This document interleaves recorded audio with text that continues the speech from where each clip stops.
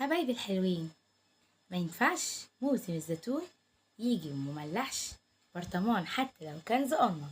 احس ان عامله حاجه. يلا نسمي الله ونصلي على الحبيب قلبك يطيب. هنجيب معانا كيلو ونص زيتون، والزيتون اللي لونه بنفسجي غامق منحاولش نجيبه علشان بيستوي بسرعه.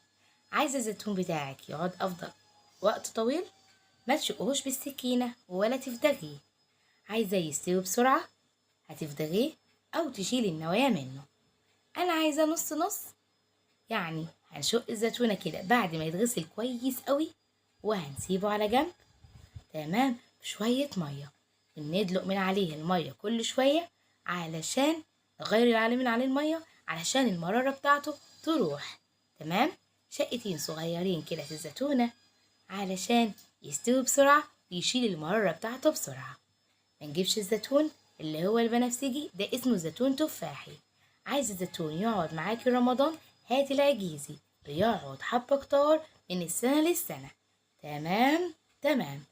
بعد ما غسلنا الزيتون وسيبناه على جنب، هنغلي لتر مية أو لترين حسب ما تعوزي مية الزيتون بتاعتنا،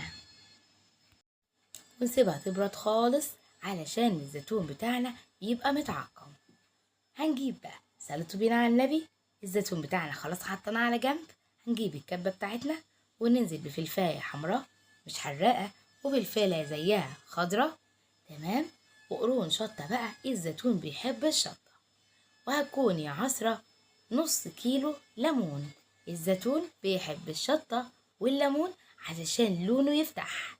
تمام، هننزل الخلط على الزيتون بتاعنا بعد ما غيرنا المية بتاعته 3-4 مرات. بس كده خلاص خدنا. نقلب بقى، ويا ريت تلبسي جوانتي لان الشطه بتاعت الزيتون ايدي لهلبت فيها. تمام، واللي ايده تلهلب من الزيتون يغسلها بدقيق، اي حراره هتروح منها. معلقه صغيره حبه البركه وما تكتريش منها عشان ما تغمقوش. ورقتين ورق لورو، لترين ميه معانا، وحاطين فيها 3/4 كيس ملح. كيلو الزيتون بياخد نص كيس ملح، يعني 4 معالق ملح كبار مليانين هرميين. تمام، انا هملح كيلو ونص. اللي عايز يجرب البيضة يحط البيضة في المية والملح. لو البيضة عامت على الوش نصها فوق ونصها تحت يبقى الملح بتاعنا مظبوط. هننزل بقى بشوية كركم، بيدي تيست عالي قوي ولون حلو قوي للزيتون، ورشة سكر علشان الزيتون بتاعنا يقرمش وكمان ما يكرمش وكمان ما يطراش. تمام، حطينا الخلطة مع الزيتون يتشرب كده مع بعضه. برطمان بتاعنا يكون مغسول بمية دافية وملح، ونسيبه يصفى خالص عشان يتعقم. ننزل بقى بين كل طبقة وطبقة هنحط قرون شطة، ونحط معانا نص لتر عصير ليمون من غير بذور. البذر بتاع الزيتون، البذر بتاع الليمون بيمرر الزيتون. تمام، هننزل بالمية بتاعتنا حبة بحبة.